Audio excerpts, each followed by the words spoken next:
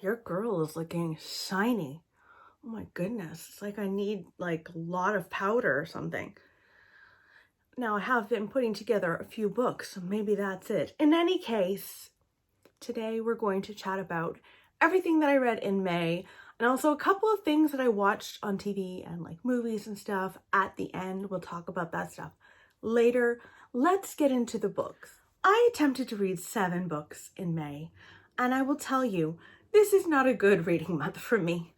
The highest star that I gave a book this month was a 3. That's not ideal. Not a good way to spend my like birthday month. In any case, that's okay. We're gonna be okay. June is going to be better. Everything will fall into place. Let's start with a DNF. I sadly decided to DNF The Portrait of a Lady by Henry James. I started listening to this on audio, and I will say I didn't get that far. It's a chunky book. It was a chunky audio, and I'd say about 2 hours into the audio, I just felt like I didn't really feel connected to any of the characters. I wasn't rooting for anyone, and I felt like it was almost trying to be humorous when I wasn't in the mood for that.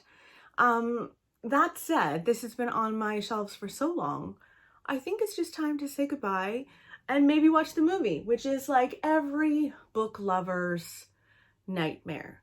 Someone saying that, and I understand that, but I'm at that point.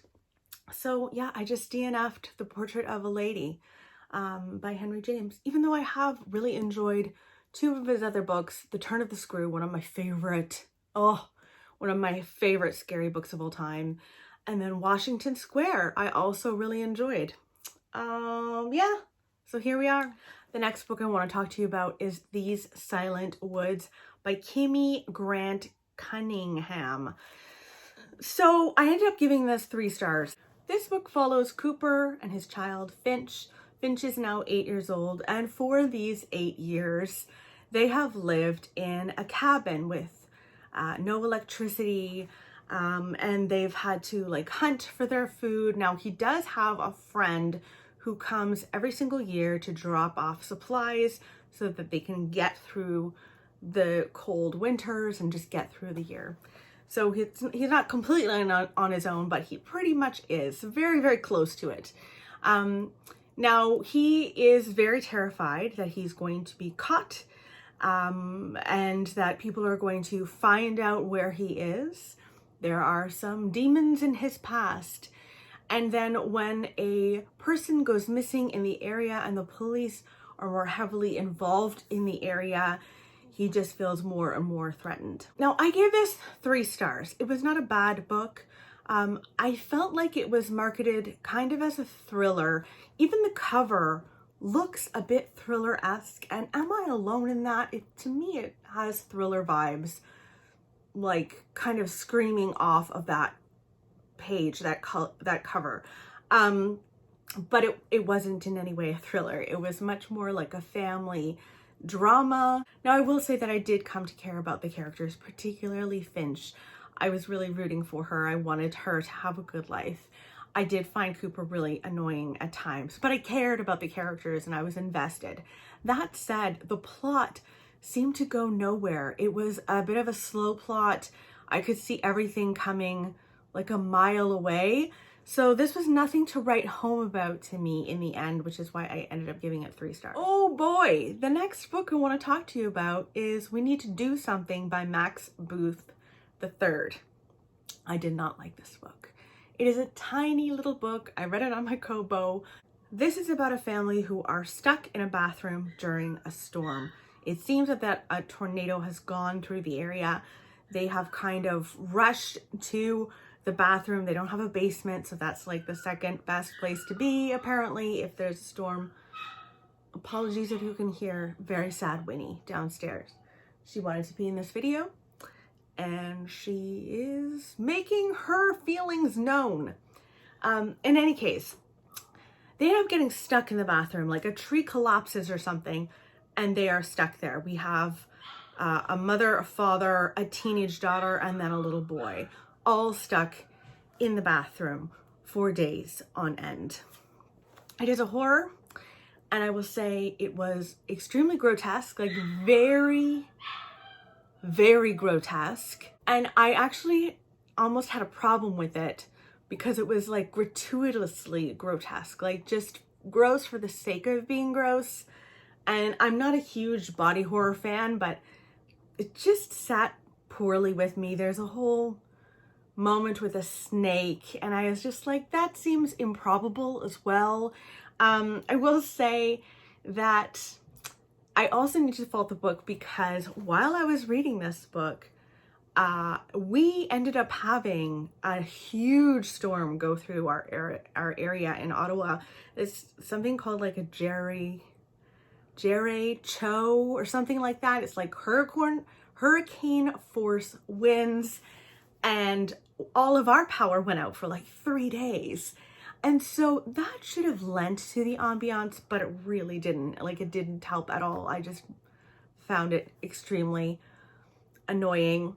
I also found it a little bit frustrating that we only read from one perspective. We only read from this teenage girl, and she does reference the past a little bit, but her own past. I think it would have been a much more interesting book if we learned about the parents. There was a lot of tension in that marriage in the book, and I feel like we would have really felt more invested in the characters if we had found out more of their backstory. So yeah, it just didn't do anything for me. I gave it 2 stars. Next up, I've got The Unheard for you. This is by Nikki French. This follows a woman who has recently-ish, like a year ago, separated from her husband. They're getting a divorce. He's moved on. Now her daughter, Poppy, who's quite young, I think she's like 3 or something like that. She comes back from time with her dad, and she starts drawing very strange things, like quite violent things. And she says to her mom that he did kill. He killed and killed and killed. And the mother, Tess, starts to wonder if she should worry about her daughter. Did her daughter see something? I ended up giving this 3 stars. I found the plot not as exciting as I wanted it to be. I didn't feel invested in the mystery as much as I wanted to be invested. I also found Tess's actions quite irrational a lot of the time. Tess starts reaching out to the police like way before anyone with a rational brain, in my mind, would reach out to the police. Like, she has no evidence whatsoever that her daughter saw something terrible, and she starts calling the cops like on repeat. Too much. Like, stop it. You're being ridiculous. And I found that excruciatingly annoying. However, I did want to know what happened at the end, so I kept going. That said, I ended up giving it 3 stars. I was not blown away by this. This is probably one of my least favorite Nikki French books, sadly. I love their writing most of the time. Just once in a while, they'll write characters that just drive me a little crazy. But yeah, that's The Unheard. Next is The Last Garden in England by Julia Kelly. This is about one garden in 3 periods of time. I believe we meet everyone at Highbury House. We meet someone in the present who goes to gardens and really looks at their historical past and brings it back to the past. She's created a whole business surrounding that. Then we go to the very beginnings of the garden. We meet Venetia, who created the gardens at Highbury House. She was very well known for her abilities in gardening. And then we meet a series of people in 1944 who lived there during the war. I felt like this was quite forgettable. I will say it was very quaint. If you want something very light to read, maybe pick this up. If you're really into gardening, maybe pick this up. But I wasn't blown away by it. Quaint, but forgettable. Like, I even forgot that I had read this, and it's not even a month ago, you know? So it's fine. Next is The Sundown Motel by Simone St. James. This follows two people. We follow Viv in 1982. She runs away from home and she ends up landing at the Sundown Motel, which is outside of New York City. She's aiming to get to New York City, but she doesn't land there. She ends up working at the Sundown Motel, and then she promptly disappears. Now, years later, we meet her niece, who is going to look for her aunt and to find out what happened to her aunt. I will say that I enjoy Simone St. James's paranormal vibes.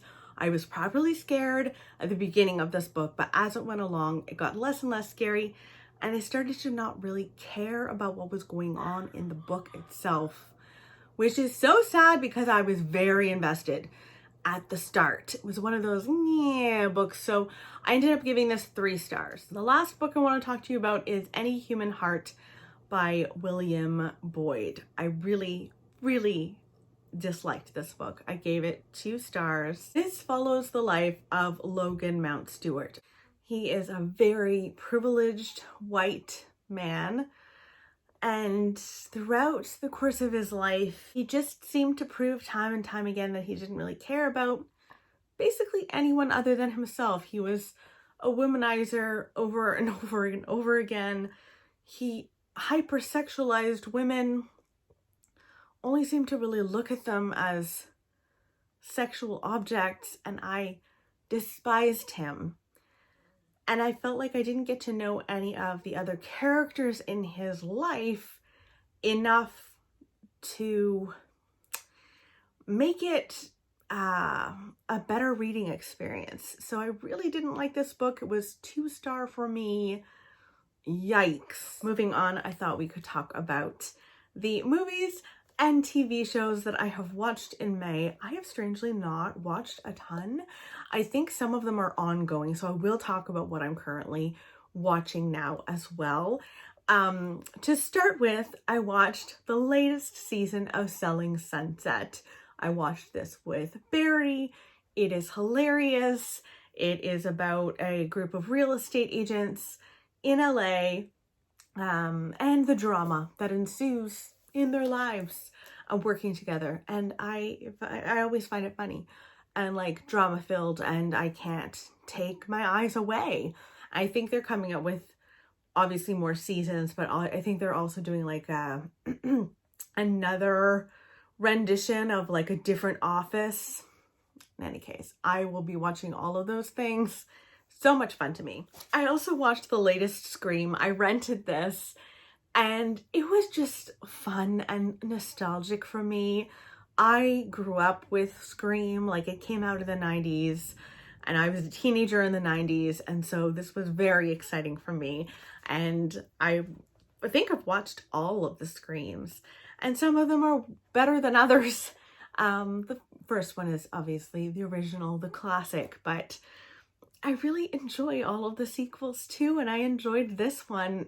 It had a lot of jump out moments, jump scare moments that I liked, and all of the big names were in it again. Neve Campbell was there, and I like that whole franchise. It's kind of fun and nostalgic for me, so I enjoyed it. It's not my favorite Scream, but it was up there. Now, I have been watching The First Lady, which is a series. I don't know who does it. I think it might be Showcase. It's coming out weekly, and so I've been recording it, and it is incredible. I want the series to go on, and I feel like no one's really talking about it, even though it's some of the best acting that I've seen and the best writing that I've seen for a while. The First Lady follows, obviously, the First Ladies in the White House. So Viola Davis plays Michelle Obama. She is so good at Michelle Obama. She does the mouth thing that Michelle Obama does, just how she moves her mouth. Viola Davis has like mastered that. Gillian Anderson plays Eleanor Roosevelt. Again, the mouth, mastered that. I don't know what it is about First Ladies and their mouths, but those two actresses have really done a beautiful job of portraying these women. And then Michelle Pfeiffer plays Betty Ford. I think she's also incredible. I've loved this series. I can't wait to see who they're going to represent in the next season, because obviously there are many, many first ladies to choose from. Mary and I have also been watching The Staircase on HBO. Now, this whole series is based on a documentary series that is on Netflix. I highly recommend that you go and watch that before you watch this series on HBO. The docu-series follows a writer named Michael Peterson. He was accused of killing his wife. He said that she fell down the stairs, and many people believe that he murdered her. And the docuseries is so fascinating in and of itself. It follows him with his lawyers and his children trying to defend him. In the series that Barry and I are watching, it is like a fictionalized version of that. So Colin Firth plays Michael Peterson. I think he's so fantastic. I love Colin Firth. I mean, brings me back to Pride and Prejudice days. I've loved him for many a year now, but he is wonderful. He really studied Michael Peterson. He had a lot of stuff to work with, obviously, because he had all of that documentaries to really look at how he behaves. But yeah, I've been blown away. Equally, Toni Collette plays the wife, and she's one of those actresses that I feel like doesn't get enough credit for how incredible she is. Has she ever won an Oscar? Why hasn't she ever won an Oscar? She hasn't, because like she's just unbelievable. There are scenes in here, like obviously it's graphic because it is about the death of someone, but there are scenes of her acting out the death, and like in many forms, because we don't know exactly what happened to her. And it is so, I can't imagine doing that. I can't imagine acting that out. Like it's so believable. She's so believable. I think she's an incredible actress as well. So anyway, we're still watching that. That is also coming out like week by week. We kind of let them build and have been watching like 2 at a time, and it's been really, really fun. So that's what I've been watching lately. Let me know in the comments below, how was your May reading month? Have you been watching anything good? Tell me about it. I'd love to know, and I will chat with you very soon. Bye guys.